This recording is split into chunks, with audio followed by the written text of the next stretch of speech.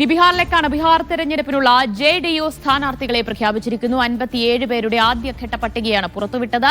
LJPയുടെ 4 സീറ്റിൽ JDU മത്സരിക്കും. സോൻബർസ, മോർവ, രാജ്ഗീർ സീറ്റുകളിലാണ് സ്ഥാനാർത്ഥികളെ പ്രഖ്യാപിച്ചത്.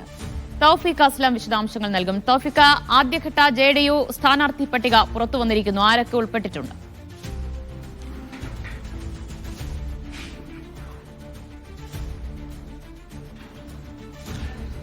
ദിവ്യ, 57 പേരുടെ ആദ്യഘട്ട പട്ടികയാണ് JDU ഇപ്പോൾ പുറത്തുവിട്ടിരിക്കുന്നത്. 101 സീറ്റുകളിലായിരിക്കും JDU മത്സരിക്കുക. അതിൽ പകുതി സീറ്റുകളിലേക്കുള്ള സ്ഥാനാർത്ഥികളെ ഇപ്പോൾ JDU പ്രഖ്യാപിക്കുകയും ചെയ്തിട്ടുണ്ട്. പ്രമുഖരുൾപ്പെടെ ഈ സ്ഥാനാർത്ഥി പട്ടികയിൽ ഇടം നേടിയിട്ടുണ്ട്. അതേസമയം ഇതിൽ മനസ്സിലാക്കേണ്ട ഒരു പ്രധാനപ്പെട്ട ഒരു കാര്യം, LJPയുടെ 4 സീറ്റിൽ JDU ഇത്തവണ സ്ഥാനാർത്ഥിയെ നിർത്തിയിരിക്കുന്നു എന്നാവണം മനസ്സിലാക്കാൻ. കാരണം LJPക്ക് സീറ്റ് വിഭജനത്തിൽ 29 സീറ്റുകൾ NDAയിൽ നൽകിയിട്ടുണ്ട്. ആ 29 സീറ്റിൽ 4 എണ്ണത്തിൽ കൂടി ഇപ്പോൾ JDU അവരുടെ സ്ഥാനാർത്ഥികളെ നിർത്തുന്നു എന്നുള്ളൊരു വാർത്തയാണ് ഇപ്പോൾ പുറത്തുവരുന്നത്. അങ്ങനെയെങ്കിൽ അത് വലിയ പ്രശ്നങ്ങൾക്ക് വഴിവെക്കും. ഇനിയും അത് വലിയ തർക്കങ്ങളിലേക്ക് പോകാനുള്ള ഒരു സാധ്യതയുണ്ട്.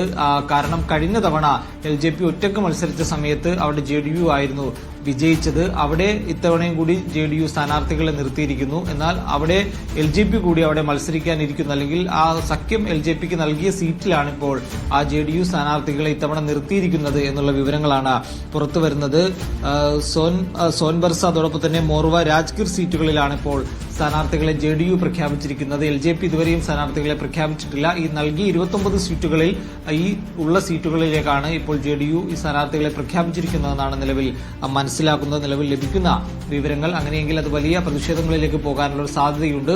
നിലവിൽ അർമൽ ഉൾപ്പെടെ ഈ സ്ഥാനാർത്ഥികളെ പ്രഖ്യാപിച്ചതിന് പിന്നാലെ പ്രതിഷേധവുമായി രംഗത്തെത്തുകയും 6 സീറ്റ് പോരാ എന്നുള്ളൊരു നിലപാടിൽ ഇപ്പോഴും ഉറച്ചു നിൽക്കുകയാണ്. അതിനെ തുടർന്ന് ദേശീയ നേതൃത്വവുമായിട്ടൊക്കെ ചർച്ച ചെയ്യാനായിട്ട് നേതാക്കൾ ഇപ്പോൾ ഡൽഹിയിലേക്ക് എത്തുകയും ചെയ്തിട്ടുണ്ട്. അതിനിടയിലാണ് JDU സ്ഥാനാർത്ഥികളെ പ്രഖ്യാപിക്കുകയും ഈ 4 സീറ്റിൽ LJPയുടെ 4 സീറ്റിൽ കൂടി സ്ഥാനാർത്ഥികളെ പ്രഖ്യാപിച്ചിരിക്കുകയും ചെയ്യുന്നത്. ഒരുപക്ഷെ ഇത് വലിയ തർക്കങ്ങളിലേക്ക് പോകാനുള്ള സാധ്യത വളരെ കൂടുതലാണ്.